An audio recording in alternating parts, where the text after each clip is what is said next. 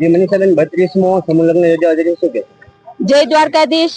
આગામી 23 તારીખે આહિર સમાજના આંગણે ખૂબ રૂડો અવસર આવી રહ્યો છે, એટલે કે 32મો અમારો સમૂહ લગ્ન છે, જેની અંદર 194 થી પણ વધુ નવયુગલો પ્રભુતામાં પગલા માંડવાના છે। આ પ્રસંગમાં અમારો 1 લાખથી વધારે સમાજ જોડાઈને એક રસોડે ભોજનની વ્યવસ્થા કરી છે।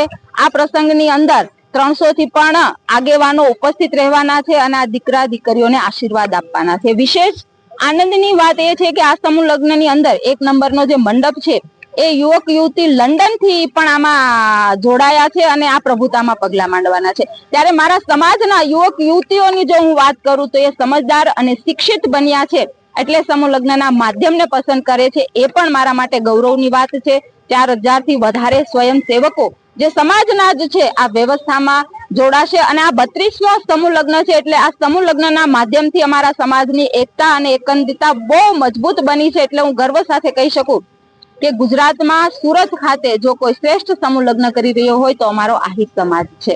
આ પ્રસંગે પ્રભુતામાં પગલા પાડનાર નવયુગલોને પણ તેમના સુખી દાંપત્ય જીવન માટે ખૂબ ખૂબ શુભકામનાઓ પાઠવું છું।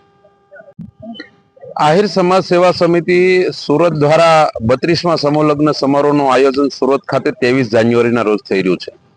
194 નવયુગલો પ્રભુતામાં પગલા માંડશે અને એમને આશીર્વાદ આપવા માટે ગુજરાત ભરમાંથી આહિર સમાજના 300 કરતા વધારે આગેવાનો, ગુજરાત રાજ્યના માન્ય મુખ્યમંત્રી ભૂપેન્દ્રભાઈ પટેલ, નાયબ મુખ્યમંત્રી હર્ષભાઈ સંઘવી, જળશક્તિ કેબિનેટ મંત્રી CR પાટીલ સાહેબ અને શિક્ષણ મંત્રી ત્રિકમભાઈ સાંગા અને 1 લાખ કરતા વધારે આહિર સમાજના લોકો આ કાર્યક્રમમાં ઉપસ્થિત રહેવાના છે। બધા જ લોકો માટે ભોજનની વ્યવસ્થા થઈ છે। 4000 કરતા વધારે યુવાનો આ કાર્યક્રમને સફળ બનાવવા માટે સેવા આપવાના છે અને ખૂબ આનંદની વાત છે કે આ પ્રવૃત્તિની સાથે સાથે સમાજની એકતાનું પ્રતીક બને અને અહીંથી આગામી દિવસોમાં સમાજની સંરચના થાય અને આગામી દિવસોમાં આહિર સમાજ કેવી રીતે પ્રગતિ, કઈ દિશામાં પ્રગતિ કરી શકે એનું આહવાન પણ આ મંચના માધ્યમ દ્વારા થયું છે।